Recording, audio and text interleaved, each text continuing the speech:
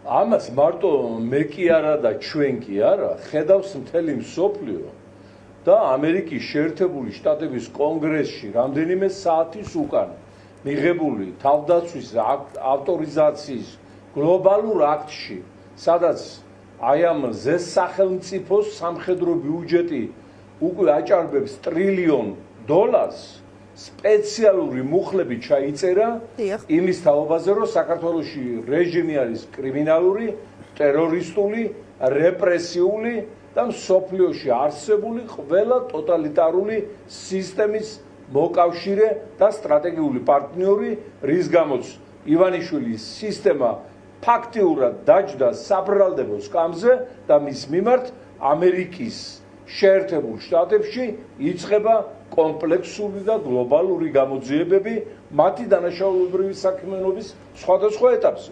ეს გამოიწვია რამ? ელემენტარულმა, რომ სახელმწიფო მათ გადააქციეს კრიმინალურ კარტერად.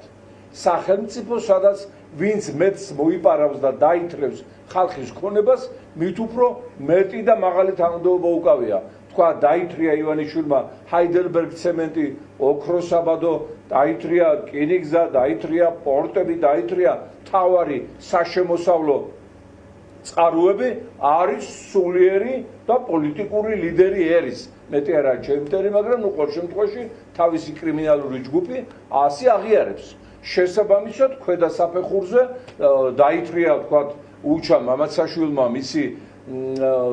მისმა დაიდაშვილმა ენერგო მატარებლები ბაქოდან შავი ზღვის და ხმელთაშუა ზღვის მიმართულებით ერთ-ერთი წამყვანი მეჭურჭლეთ უხუცეს და ვეზირი გახდა.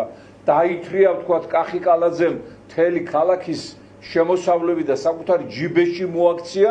დედაქალაქის ხელმძღვანელია მეოთხე ვადით მე მგონი უკვე გადააჭარბა იმას, რა ქვია, რაჯივ განდის ორჯერ მოუწია მე მგონი პრემიერობა და ამან უკვე მეოთხე თბილისის მერობას გამოუკრა ხელი. თქვა დაითრია წულაიამ ქოცდეპუტატმა და ქოცდეპუტატმა ოდიშარიამ და სხვა ქოცდეპუტატებმა კორპუსების აშენების ლიცენზიები არაბებისათვის თბილისში დაირთხეს პარლამენტის წევრობას და მთავრობის წევრობას. ანუ ვინც მეტს დააშავებს, მეტს დააზარალებს ქვეყანას და ხალხს, მეტს მოიპარავს, მეტს სისასტიკეს ჩაიდენს, მეტად გალახავს, მეტად დაბოღმავს და სიძულვილს გააღვევებს, მით მეტად არის წარმოჩინებული და მაღალ საფეხურზე აყვანილი. ამას ქვია კრიმინალური კონცერნის სინდიკატი, რომელმაც ჩაანაცვლა სახელმწიფო და არც სასამართლო არსებობს, არც თავისუფალი მასმედია, არც დამოუკიდებელი საარჩევნო სისტემა, არც საპარლამენტო ხელისუფლება, შესაბამისად არც აღმასრულებელი ხელისუფლება, ყველაფერი დაექვემდებარა კრიმინალურ წესებს და რა თქმა უნდა, ეხლა რო უყურებს ეს ხალხი ახალგაზრდობა თუ ძველგაზრდება, რომ რაც მეტად დაუნდობელი ხარ, მოძალადე ხარ, დამნაშავის ფსიქიკით ხარ შეპყრობილი, მით მეტი წარმატება გაქვს, ისინიც თავისას ცდილობენ მიბაძონ უფროსობას და შესაბამისად აგერ შედეგი დახვდნენ იუმორის. ნოდარ დუმბაძე იყო მსოფლიო იუმორის მეფე. მე მიმაჩნია, რომ ის თან სევდანარევი იუმორის ტიტანი იყო მსოფლიოში. ახლა ალბათ საფლავში გადაბრუნდა ნოდარი, როცა გაიგო, რომ იუმორის გამო მსახიობი და ისქნეს, რა ქვია, ცემეს და კინაღა მოკლეს ვითომ მისმა მომხრემა. არავით არ მომხრები. ამათი სურვილია, რომ ხალხი ერთმანეთს დაიჯახოს, ატყდეს სამოქალაქო დაპირისპირება, გადაიზარდოს ომში, მერე დაუძახონ თავის მეგობარ რუსეთის ჯარებს ცხინვალიდან და ენგურის იქიდან დასახმარებლად, მშვიდობის დასამყარებლად. ეს გეგმები ახლა ეჩხორგებარებათ, რომ დევს გენერალურ შტაბში თავარი სადაზვერო სამმართველოში მოსკოვში, ესვერში ნარიშკინთან და ფედერალური უსაფრთხოების სამსახურში ბორტნიკოვთან და ეს იმიტომ ზის აქ თავარ დამნაშავე და კრიმინალად და მძარცველად ივანიშვილი, რომ აღნიშნული გეგმები სისრულეში მოიყვანოს, როცა უნდა, როგორ უნდა მოიყვანოს სისრულეში, ასე უნდა დაამძიმო სიტუაცია, ხალხი ერთმანეთს დაატაკო, წაკიდო, შეაძულო ერთ-ურთი, აი ეს ტროლები, ბოტები რო უხდიან ამ ფულებს და სიბინძურეების და ლანძღვაგინების პოსტებში წახალისებული არიან, ეს ყველაფერი ემსახურება სამოქალაქო დაპირისპირების გაღვივებას, რომ ეს თავიანთი კრიმინალური საქმიანობა როგორმე ხახუით შერჩენ, მაგრამ მე აღარ გამოვა, ეხლა უკვე მაგათ ბედს, რა თქმა უნდა, პირველ რიგში ქართული ხალხი წვეთს, მაგრამ უკვე მსოფლიო სასამართლოს კამზეს ხედან ეს გაჭირვებულები და ეხლა ვეღარ გავიგე დარც თავში უბარტყუნებდნენ და ბრაგაბრუგი საიდანო. თუ ეხლა ამასაც ვერ იგებენ, მაშინ კაი ფსიქიატრები ჭირდება, რომლებმაც შეიძლება ვეღარ უშველოს მაგათ. უკვე არ ღირსებია ამგვარი მუხლები თავდაცვის ავტორიზაციის აქტში დიქტატორებს, უკვე დამხობილ დიქტატორებს, სადამ ჰუსეინს, კადაფს, პოლ პოტს, იმას რა ქვია, ლენინს, სტალინს, მაო ძედუნს, ხოშიმინს, ჰუნ სენს, ვინც იყვნენ სომოსა, სტრესნერი, არც ერთ დიქტატორს და მის სისტემას არ ღირსებია თავდაცვის ავტორიზაციის გლობალურ აქტში სპეციალური მუხლები, რომ აი შენს მიმართ ვიწყებთ გამოძიებას და საბრალდებულს ხამზე ხარ. ეს ამათ ეღირსად და რა უბედურება დაატყდა თავზე და რა გილიოტინა ადებთ, როგორც ჩანს, ჯერჯერობით იმიტომ რომ აი თქვა ცხელ ჩხუბში და ცხელ სიტუაციებში უცბად ნერვული სისტემა უცბად ვერ აღიქვავს დამტყდარ უბედურებას და გაიგებენ ამას მალე. კი ბატონ შალვა, დღეს სხვათა შორის პრემიერ-მინისტრი ირაკლი კოლბახიძეც გამოეხმაურა თავდაცვის ავტორიზაციის აქტს და თქვა, რომ ეს არ არისო არც საინტერესო, არც სერიოზულიო და თქვა, რომ ეს აქტში ჩანაწერი მხოლოდ ჯო ვილსონის ინიციატივით გაჩნდა და კონგრესმენის ინიციატივით შესული შესწორებები აბსოლუტურად არ წარმოადგენს ჩვენთვის ინტერესის საგანსო, რაღაც არასერიოზულად აღიქვამენ, შეიძლება ითქვას ივანიშვილის გუნდში რეალურად ამ დოკუმენტს, ამ აქტს. რა სიტყვით თქვენ ამ დოკუმენტის მნიშვნელობაზე და რამდენად სწორად აფასებს თავად ბიძინა ივანიშვილი იმ საფრთხეებს, რომელიც შეიძლება გითხარით ამ დოკუმენტის მნიშვნელობაზე მე უკვე გესაუბრეთ, აღარ გავიმეორებ. სიბრალუს გამოხატავ მე აი ამ ივანიშვილის დაქირავებული მონის მიმართ, რომელსაც საუბედუროს პრემიერ-მინისტრი ქვია და რომელიც მამამ გაყიდა, აი როგორც სტამბოლის ბაზარზე ყიდდნენ მონათვაჭრები. იგივე თქვა თავიანთ შვილებს და ოჯახის წევრებს ხშირად საუბედუროდ, აი ესე გაყიდა მამამისმა საქართველოს რაგბის ნაკრების კაპიტანმა გია კობახიძემ, ედეპეშნიკმა, ცნობილმა გადამტრიალებელმა და სამოქალაქო ომის გამჩაღებელმა იმ ქადაგიშვილთან და იმ ცოდვიანი თვალები რო აქვს მამისკვლელივით იმ შარმაზანაშვილთან ერთად ეს აი სისხლის გემოს რო გაიგებს პოლიტიკოსი, მე იმის გაჩერება და მისი შთამომავლობისაც კი პოლიტიკაში აღარ შეიძლება. იმიტომ რომ ის უკვე მიჩვეულია ანგზით შედეგის მიღწევას. შემთხვევითი ხო არ არის რომ თქვათ ინდუეთში აი ეს კაციჭამია ვებხვები, რომლებიც სერიოზული პრობლემა იყო გარკვეულ პერიოდში, როგორ ეჩვეუდნენ ადამიანის ხორცს, როდესაც მასობრივი ეპიდემია მოედებოდა მოსახლეობას, ვეღარ სრულდებოდა კრემაციის რიტუალი, ხო წავენ ცხედრებს. და ამიტომ პირში ჩაუდებდნენ მიცვალებულებს ანთებულ ნიგუზას, ნაკვერჩხალს და გადააგდებდნენ ხევში.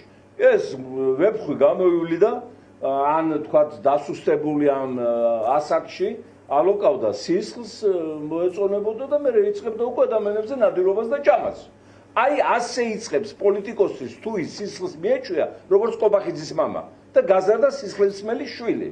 რომელსაც შეუძლია მთელ ქვეყანას მოგვისაჯოს სიკვდილი დაჟა თვალს არ დაახამხამებს აი სარკისებრი თვალები არ შეეცვლება ხალხო ეს მანიაკია ოჯახი მთლიანად მანიაკია და აი ეს ოჯახი რო იქნება საბრალდებულს ხამზე დასმული ამათ რო დაედებათ სანქციები და ოხრად დარჩებათ ჩვენგან მოპარული მილიონები კორპუსებს რო აშენებენ ვაკეში და სხვა და სხვა მერე გაიგებს რას ნიშნავს თავდაცვის ავტორიზაციის აქტი აი მე აუხსნე მაგას პირადად ამას ეხლა ჯერჯერობით აცალე სინგაპურში სუში მარაცხინოს იმის საჭმელად არის იქ წასული აბა ამათი გაკეთებული საქმე შეგვირწმენია და საერთოდ რაღაცა ჩინელებთან აქვთ ამათ სულიერ გენეტიკური ნათესაობა ის სინგაპურიც იგივე ჩინეთია ჩინელები ცხოვრობენ იქ უყურთ თუ და განსხვავებული რა თქმა უნდა ცივილიზებული მაგრამ აღარ დარჩათ არცაც ასასვლელი თურქმენეთიდან სინგაპურამდე აი ესე ძაღლს დააბავენ ეზოში და მიხვება მავთულს აი ესე მიხვებიან აი ტოტალიტარულ სივრცეს აი ამათ პატრონს უბედურს და მართლა პატრონი რო ხავდეთ ეთქოდა რომ შვილი უნდა დაიღუპე თავი და გამოდი გამოეცალია უბედურებას და როგორც ჩვენს პატრონიც არ ყავდა რა ვქნათ ახლა ჩვენ კი ბატონ შალვა იმედია თქვენს ვაძლევ რომ მაგათ ჩვენ უპატრონებთ სათანადოდ მოათავსებთ იქ, სადაც მაგათი ადგილია. კი, ეს არის საგამოძიებო იზოლატორები და ძალიან დახვდებიან იქ გამომძიებლების სერიოზული კითხვებით. კი ბატონ შალვა, იმედია თქვენც არ დაგაჯარიმებენ ან არ დაგაპატიმრებენ ამ ეთერში კობახიძის შეფასებების გამო, იმიტომ რომ იმედია ან არ დაგაჯარიმებს ამ დინარაძის ესე ვთქვათ სკრინვა სკროლვის სააგენტო ან ციხეში არ გაგიშვებენ ვახოსანაიას მსგავსად, რომელიც სოციალურ ქსელში გამოთქმული მოსაზრების გამო. საქართველოს ციხეში ვარ და დაჯარიმებული ვარ და რა უნდა გამიკვირდეს ეხლა მათგან, მაგაზე ფიქრის დრო ნამდვილად არ მაქვს, ასე რომ. კი ბატონო. თავიანთ მომავალზე იფიქროთ, წირა ჯარიმა და რა საჯელი ელოდებათ. ჩვენ საქართველოს მომავალზე ვფიქრობ და ამიტომ ნეტარნი ვართ, ნეტარნი. კი ბატონო, და ბატონ შალვა, აი ვახოსანაია ვახსენე და რა სიტყვით, აი პირველი პრეცედენტი შექმნა სასამართლომ, როდესაც Facebook პოსტის გამო ციხეში გაუშვა ჟურნალისტი, ჩვენი კოლეგა, კრიტიკული მედიის წარმომადგენელი. თქვენი აზრით, რას ემსახურება ესეთი მიდგომა განსხვავებული აზრის მიმართ ხელისუფლების მხრიდან? უპირველესად ამგვარი პრეცედენტი შეიქმნა პირველად, როდესაც ლაშა ჩხარტიშვილს არაცალეს დედის 40 და Facebook პოსტის გამო გაუშვეს ციხეში. გახსოვთ ალბათ ყველას. და შემდგომ იფიქრეს, რომ აი კარგი ყოფილა ხახვივით შეგვჭა და რა თქმა უნდა დაიმეორეს იგივე ვახოსთან მიმართებაში. ახლა რა დაწერა ვახომ იმისთანა, რომ ამას გამოეწვია ციხე. ახლა რობერტ დე ნირო ტრამპს აგინებს დედას დღედაღამე. ეს ხო მთელმა მსოფლიომ იცის. და ვინმეს თავში აზრად მოუვა ისეთ ეგზალტირებული პოლიტიკოსაც კი როგორც არის ტრამპი და ძალიან ისეთი ექშენური და ცოტა ბრაზიანიც, ხო? ვინმეს თავში მოუვა აზრად, რომ რობერტ დე ნირო თუნდაც დაკითხვაზე დაიბარონა, ან გასაუბრებაზე, ან სასამართლო აკადრონ. გამორიცხულია. საჯარო მოღვაწე იმიტომ ხარ, რომ შენ უნდა იტანო ლანძღვას და გინებაც. რომც იყოს დაუსაბუთებელი. ეს არის საჯარო მოღვაწეობა და თუ არ გინდოდა საჯარო მოღვაწეობა შვილო, არავინ არ გეხოცებოდა, გდებულიყავი მამაშენივით რაგბის ნაკრებში თუ სადაც ეგდო ის მდინარაძე კიდე ადვოკატურაში თამებს რო იღებდა და ნამუსი რო ქონდა მაშინაც დაკარგული. უпроსტოდ დაკარგული კი არას დახოლია. დიახ. აი ასე, ახლა სტადიონზე რო აგინებენ მაყურებლები ფეხბურთელებს, თქვენ გაგიგიათ რომ ფეხბურთელმა უჩივლოს და ამის გამო რომელიმე მაყურებელიან გულშემატკივარი დაიჭირონა და დასაჯო. არ არსებობს ეს არის წესი, დაწერილი და დაუწერელი, რომ საჯარო მოღვაწე პოლიტიკოსთან დაწყებული ფეხბურთელამდე მეტ პასუხისმგებლობას ატარებს და მის მიმართ შეიძლება იყოს ბევრი პრეტენზია, ხშირ შემთხვევაში დაუსაბუთებელი და გადაჭარბებული, მაგრამ დემოკრატიის არსი ის არის, რომ აქ უკვე აზრის გამოხატვის თავისუფლების მსოფლიო პრინციპია, რომლის გადავლაც და რომლის შელახვაც არის დაუშვებელი და ვინც ამას შელახავს, მას ელოდება 4 კედელი და რკინის აწვევი. კი ბატონო. მადლობა, ძალიან დიდი მადლობა ბატონ შალვა.